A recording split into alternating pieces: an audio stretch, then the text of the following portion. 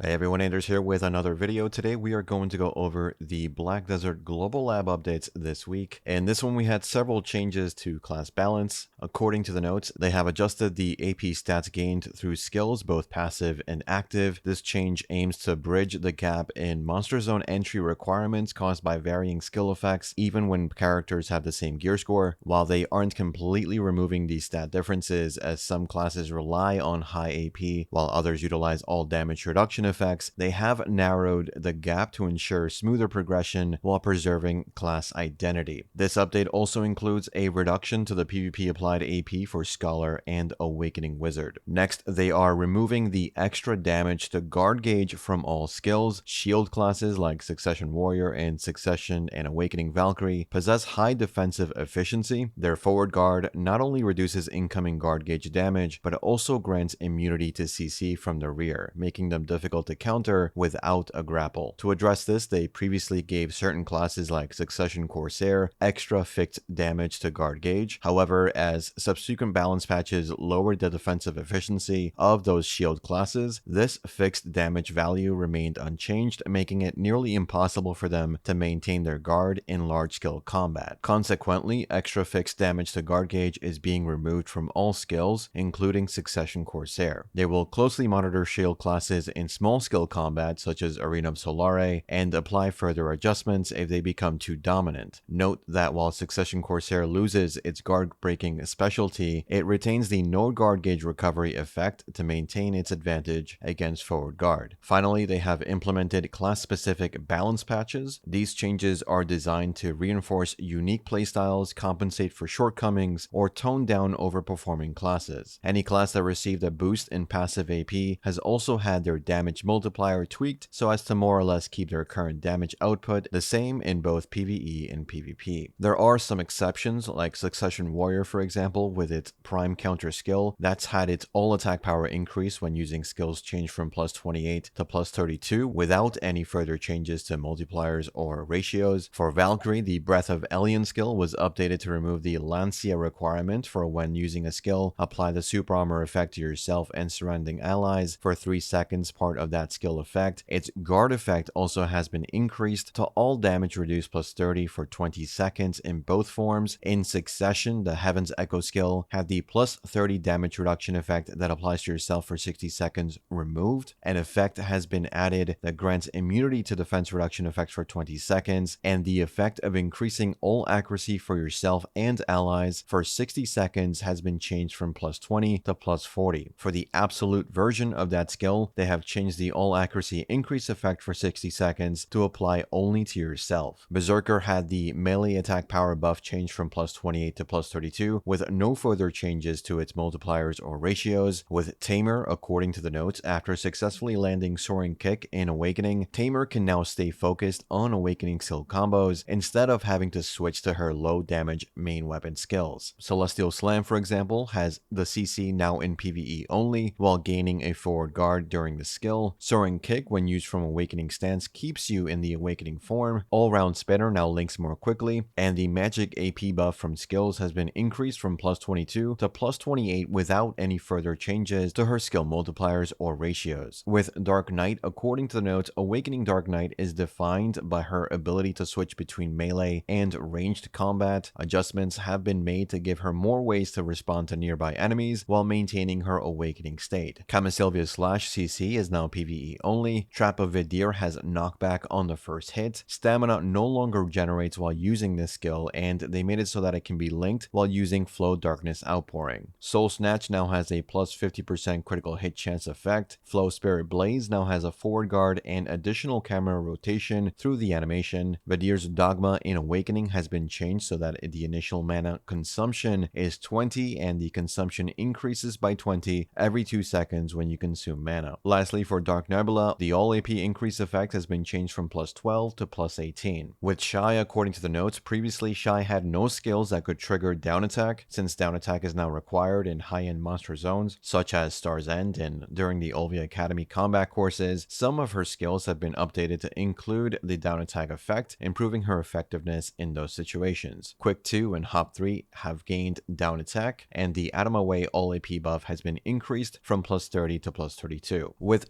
Succession Corsair, the loss of guard gauge extra damage means a lot of her skills have changed. Rising Whirlpool activation speed has increased. Absolute Riding Waves now has an iframe at the start of the animation. Prime Ocean's Allure now has a faster animation, is super armor throughout the animation. Stiffness on the first hit with a knockdown CC on the second hit now has a down attack instead of air attack. Range on the first hit has been reduced, while the range on the second hit has been increased, and it can now only link with the second hit of Wave Skedaddle. Prime Mareka Spiral Soak lost its speed reduction effects and now has a 10-second no guard gauge recovery effect on hits. Prime Mareka Whale Song now heals 400 HP per hit, but the effect now only activates on the last hit. The effect of guard gauge not recovering when a hit is successful has been removed. Prime Mareka Jetstream now heals for 500 HP on use instead of on hit, and the effect of guard gauge not recovering when a hit is successful has been removed. Prime Mareka Sea Stroll now has an effect of -36 to all accuracy for 10 seconds on hit, and the effect of guard gauge not recovering when a hit is successful has also been removed. Lastly, when using the Absolute Riding Wave skill in Awakening, Corsair will no longer rotate according to the camera rotation from the point when movement is stopped. With Nova, according to the notes, Awakening Nova is difficult to control due to her extreme speed and narrow attack range. They are implementing adjustments to ensure her strengths better reflect this high skill ceiling. Specifically, they have updated Twisted Orbit so that on hits, players can relentlessly pressure enemies with stab attacks until CC is applied. In Succession, the attack power increase effect has been changed from +28 to +32, and in Awakening, on successful hit, the cooldown of Twisted Orbit will be reset. With Drakania, according to the notes, Succession Drakania has received adjustments to CC effects to prevent them from unintentionally interrupting combos, allowing for clearer skill combo execution. They've also increased stability when diving into enemy lines, while requiring players to position themselves more carefully during linked skill combos. Prime Eviscerate, Prime Brimbolt Strike, Prime Markthanen's Flourish, Prime Ascent, and Prime Sundering Claw all have had their stiffening effect removed. Prime Eviscerate is now a forward guard skill during use, forward guard during charge, and super armor during the dash attack. Prime Omni Slash now has a forward guard. Prime Ascent now activates Markthanen's Heart. The Prime Brimbolt Strike cooldown was reduced from 12 seconds to 10 seconds, and Flow Brimbolt Wave will now deal max ion output damage regardless of its current ion output. For Lahn, the all attack power increase effects were modified from +1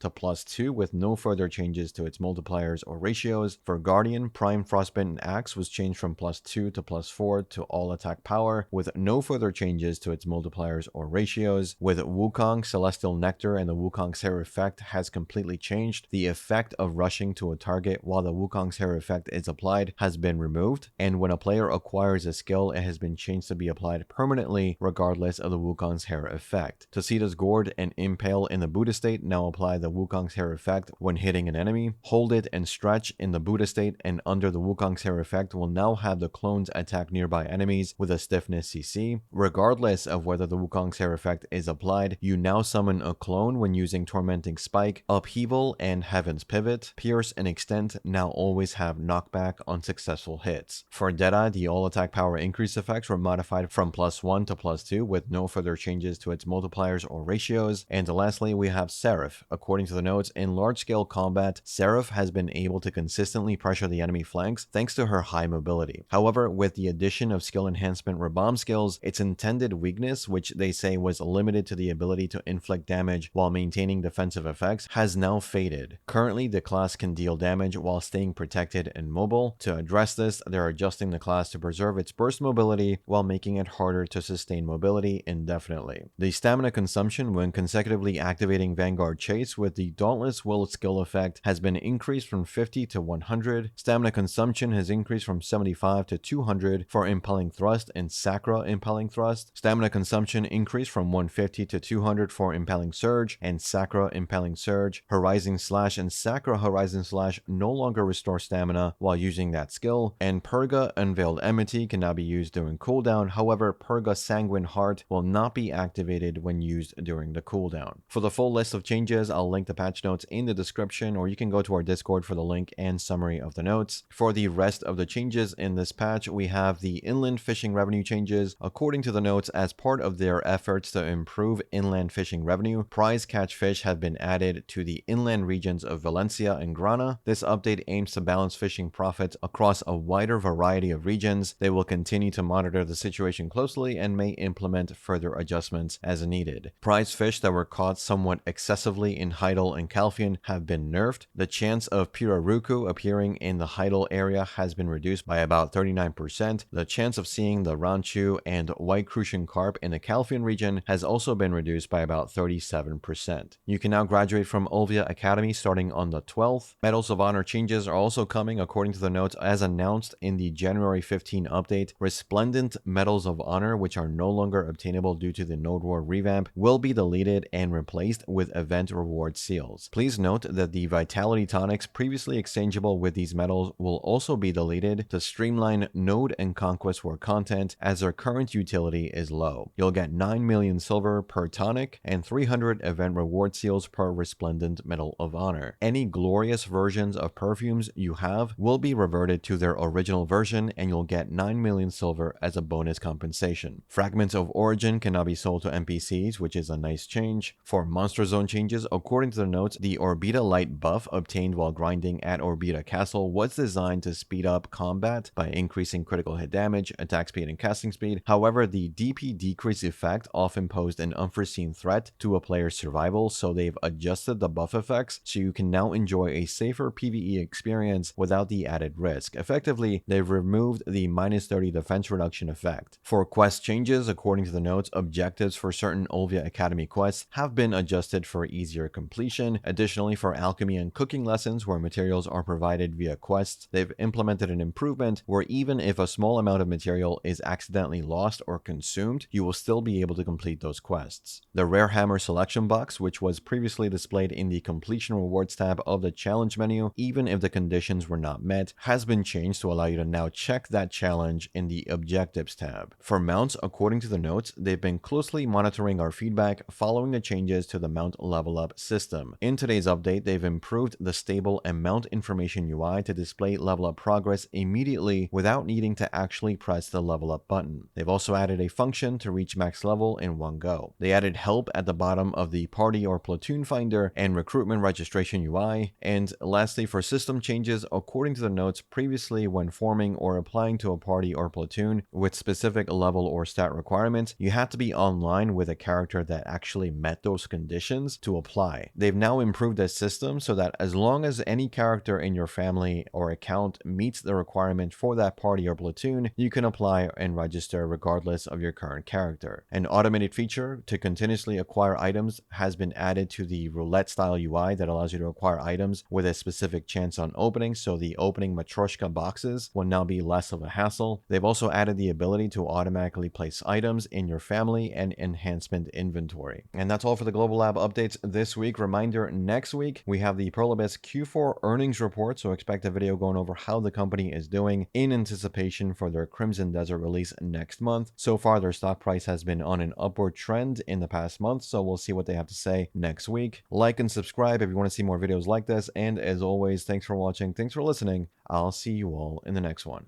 Take care.